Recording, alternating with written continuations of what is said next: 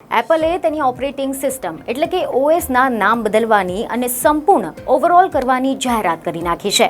અને આ જાહેરાત સોમવારે વર્લ્ડ વાઇડ ડેવલપર્સ કોન્ફરન્સ 2025 દરમિયાન કરવામાં આવી છે. એપલના સોફ્ટવેર ચીફ ક્રેગ ફેડરીદીએ આ અંગે વિગતો જાહેર કરી હતી.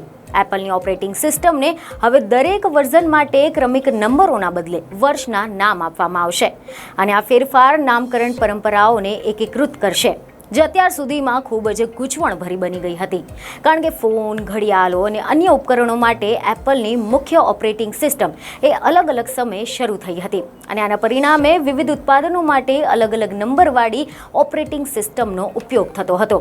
તમે જણાવી દઈએ કે આના સિવાય એપલના ઓપરેટિંગ સિસ્ટમની પુનઃ ડિઝાઇન લિક્વિડ ગ્લાસ નામની ડિઝાઇન પર કેન્દ્રિત છે. આ ડિઝાઇનમાં આઇકોન અને મેન્યુ એ આંશિક રીતે પારદર્શક હોય છે.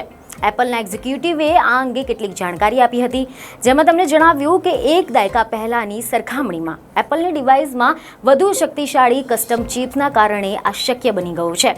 નવી ડિઝાઇન આઈફોન, મેક અને અન્ય એપલ ઉત્પાદનો માટે ઓપરેટિંગ સિસ્ટમને આવરી લે છે. તેમણે ફરી એકવાર ભારપૂર્વક કહ્યું છે કે એપલની ઓપરેટિંગ સિસ્ટમને હવે દરેક સંસ્કરણ માટે ક્રમિક નંબરોના બદલે વર્ષના નામ આપવામાં આવશે, જેથી કરીને ઉત્પાદનોમાં નામકરણની એકરૂપતા જાળવી શકાય.